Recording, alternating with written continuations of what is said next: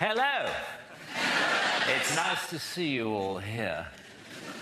Now, as the more perceptive of you have probably realized by now, this is hell. And I am the devil. Good evening. But you can call me Toby, if you like. We try to keep things informal here, as well as infernal. That's just my little joke. Now, you're all here for eternity, which I hardly need tell you is a heck of a long time. But I'm sure you'll all get to know each other pretty well by the end. But for now, I'm going to have to divide you up into groups, if that's okay. Can you hear me at the rack? Well, if you'd stop screaming, that would help. Okay, now, murderers. Murderers?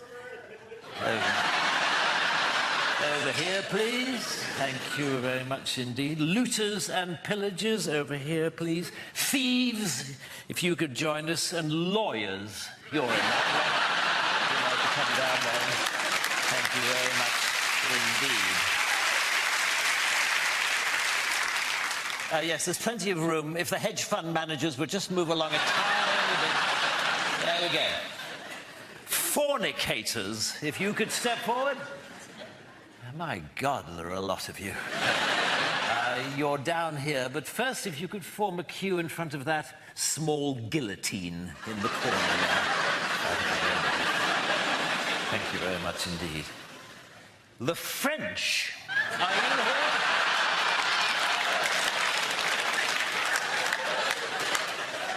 Parfait. And the Americans. Yes, look, I'm sorry about this. Apparently, God had a little falling out with your founding fathers and damned the entire nation in perpetuity. He sends particular condolences to the Mormons, who he realizes put in an awful lot of work. Never mind, if you'd just like to come down here. Yes, if you'd just like to keep clear of that big space there, we're reserving for a Mr. Trump.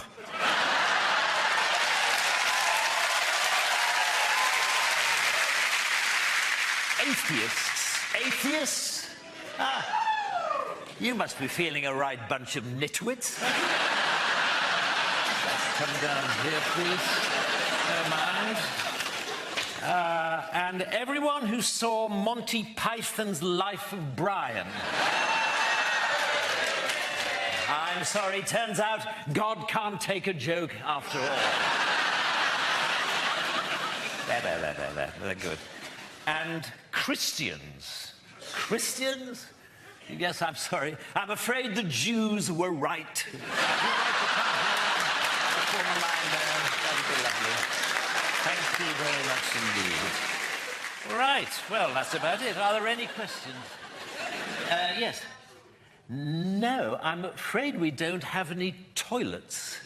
I don't know if you read your Bible, but I'm afraid it's damnation without relief.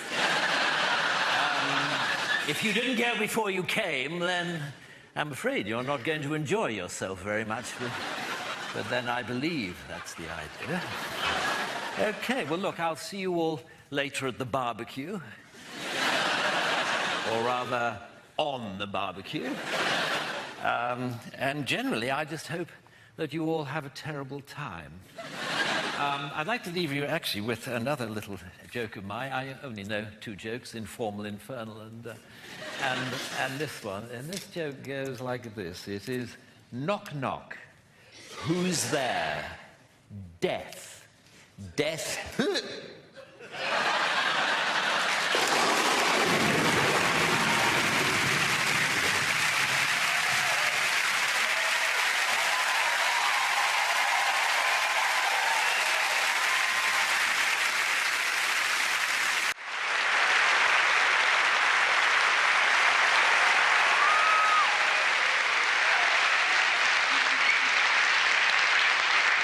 Right, come on, settle down, please.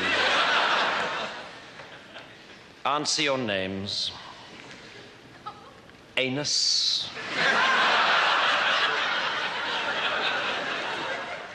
Arse bandit.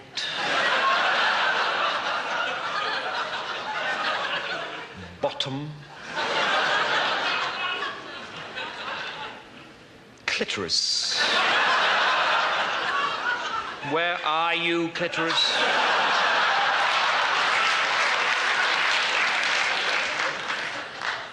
Doo-doo. Enema. Fist up.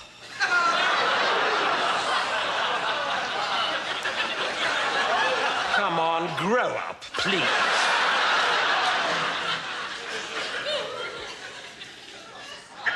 Genital. I'm sorry, genital. Herpes. Still with us, I see. I'm a dick. I'm a dick. Enema, you know I'm a dick, don't you?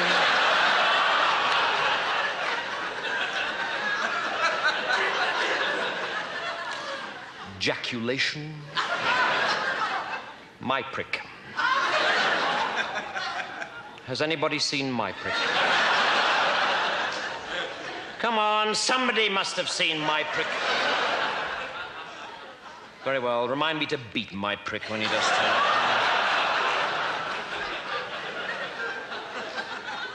Nice and quick.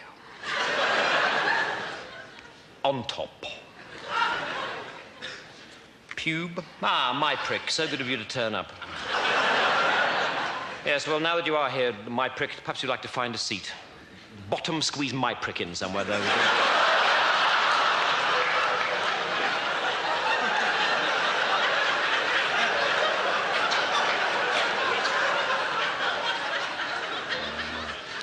Rigid. Our Russian exchange student, suck me off.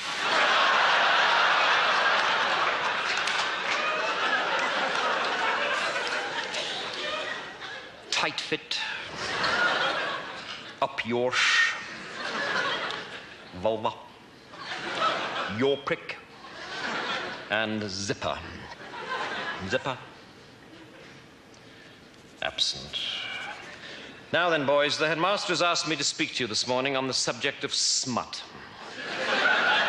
All members of staff have noticed an alarming increase in the use of silly humor and puerile innuendo about the school. Rigid, fist up, bottom out.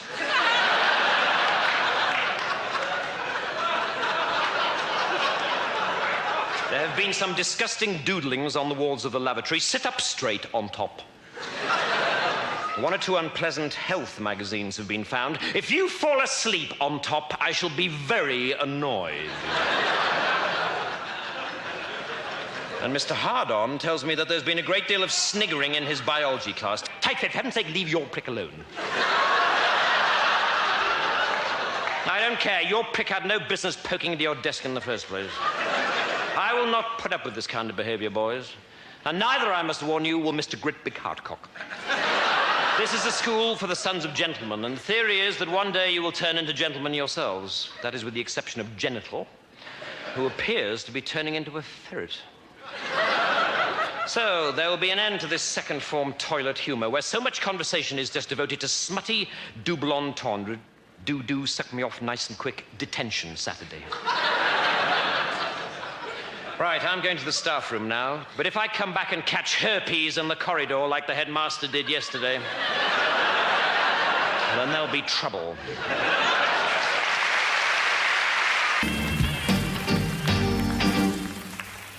Good evening and welcome to the University of London for this, the 14th part of our diploma course in elementary courting for men. Tonight we look at the first date. Obviously, taking out a girl for the first time is a very complex issue.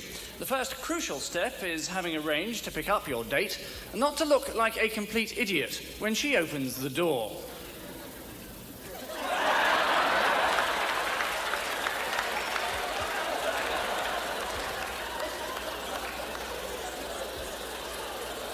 Best to look as though your attention has been momentarily distracted. But when your attention is there, it is vital to say how pretty she is looking straight away. But don't overdo it.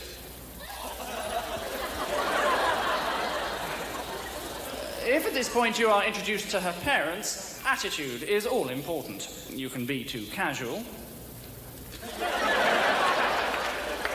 You can be too keen.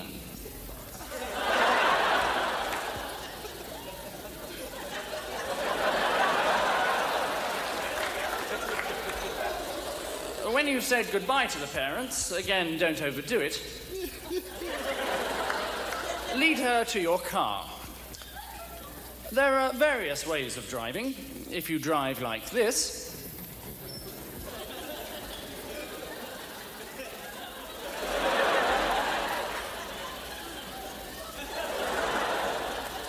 you might lose her respect.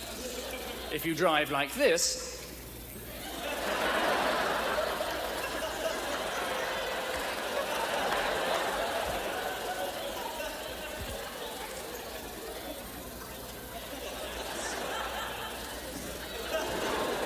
you should have taken a taxi. Before long, you will arrive at the restaurant. Tuck your date into her seat yourself and ask the waiter for the wine list.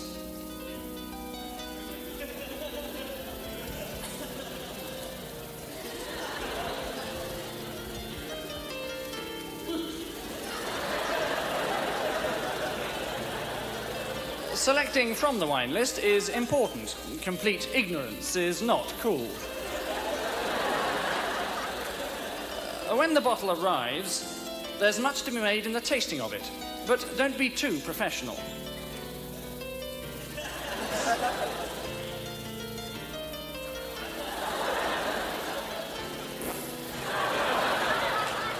With eating, again, moderation is the order of the day. Don't eat too fast.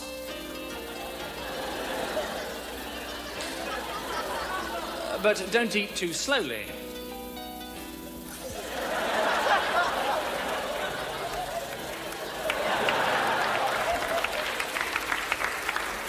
Next is receiving the bill. This is a very important moment. You must be sure not to lose your cool. This is right. This is wrong.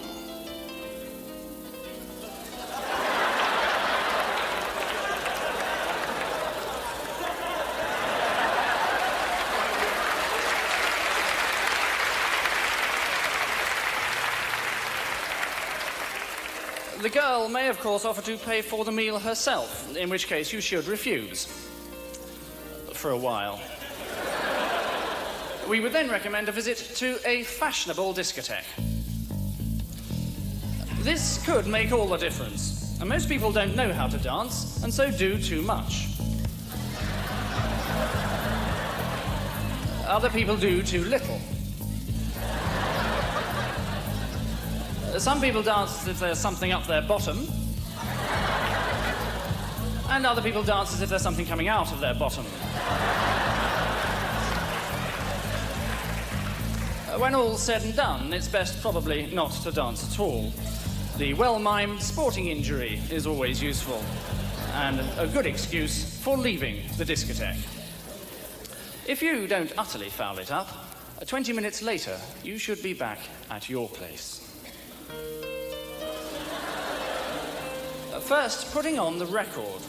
We can't help you with the choice of record, even though no matter what the circumstances, Iron Maiden might be a mistake.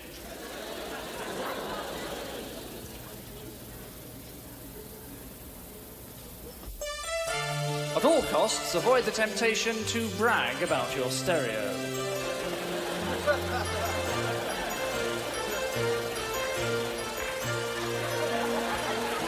And now comes the moment you've been waiting for, the seduction. But this is the subject of next week's lecture. However, as a rough guide, this is right.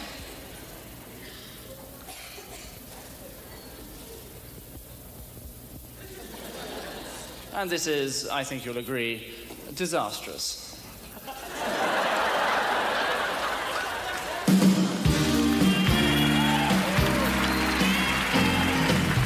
Citizens of the world, from England, Rowan Atkinson with